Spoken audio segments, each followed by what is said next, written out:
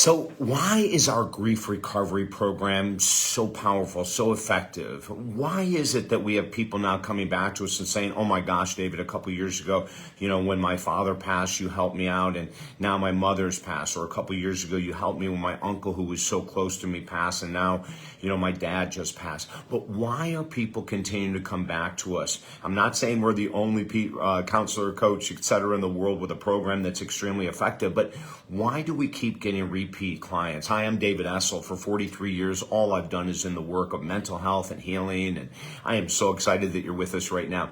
Grief is a huge issue in our world.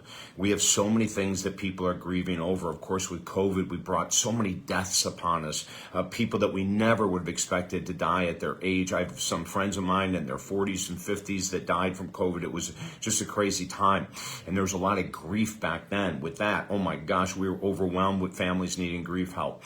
And over the last number of years, it hasn't changed. Why? Because COVID hasn't gone away. The inflation is still here. The arguments about the vaccine and the presidency are still here. But more important than all of that is that we have bought into a grief model that is so old and so ineffective. And that's why I'm doing this video. Our next book is going to be on grief. And I want to share with you, at the end when we work with people, of the grief program. And it can take months, it can take up to a year or longer. I don't put any limits. Everyone needs different amount of time. But at the end of our grief program, what we find with our clients is that 80% of their grief is the remembering the love, remembering the connection, remembering the joy. 80% of it. And then 20% of the time, they're going to go into sadness and loss and missing. And that's great because we need both sides. But the problem is our country and our world has bought into a grief model that's so old and outdated. The old grief model had us focusing on the sadness, the loss. We'll never see them again. They were taken too young. They were taken in the wrong way. It shouldn't have gone down this way. We have a country and a world that when they focus on grief, they focus on sadness, on loss, on suffering. And it's not necessary. The first year, of course, there's going to be sadness and loss. And the second year, maybe so. But it should be diminishing. If you're in a good program, you should see some really vital changes happening within the first 6 months, at the most a year. If you're working with a professional, at least once a week for an hour or 30 minutes. Losing my mom and dad in the last 3 years, gosh, my dad just had his second anniversary 2 days ago of his death. But I have learned so much that school could have never taught me. All the courses I've taken could have never taught me. All the spiritual people I've worked with couldn't have taught me. The personal experience of seeing my mom and dad die. It took 4 years. They suffered greatly. But what happened at the end of that was so dramatically different than anything I could have imagined. Because I started to think about, how do I grieve my mom and dad without getting overwhelmed and sucked into that vortex of sadness? I mean, I've worked with people 30 years ago, they lost their dad. They've never done anything with the grieving process, and they've been a mess for those 30 years.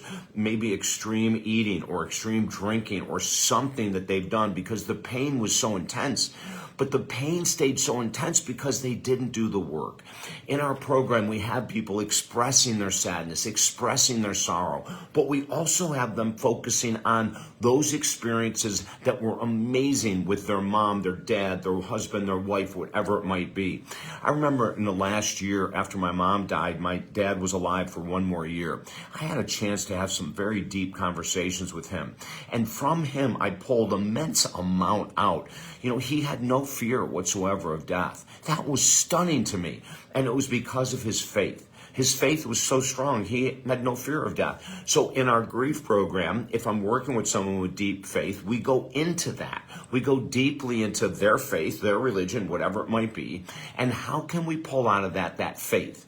That we know we're going to be eternal, that we know we're going to be living forever, that we know we're going to be reconnected with our loved ones. Hell, we're going to be reconnected with my dog Saint. which I can't wait for, by the way.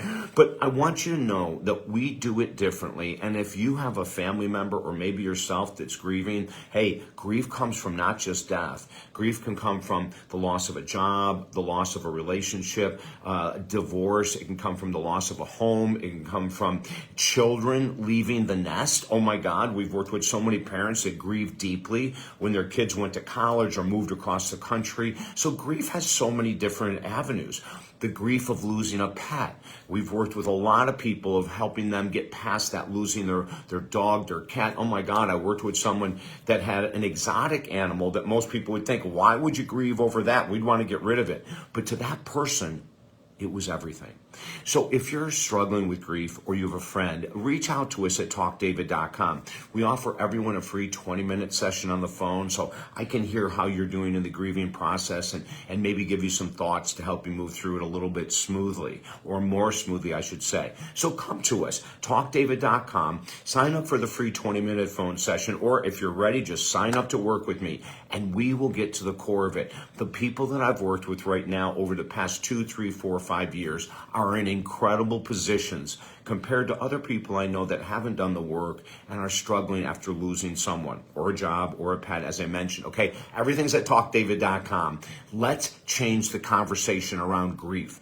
Let's understand that part of it, only a part of it, is suffering and sadness and tears. And the last thing I'm going to leave you with is this. Every tear that we shed for a loved one or a pet lost is pure love. Every tear is filled with nothing but love. You wouldn't have those tears if you didn't love that individual as deeply as you do. And that's a compliment to you. Reach out to me. I'm here all the time for you. Sending love, I'm David Essel.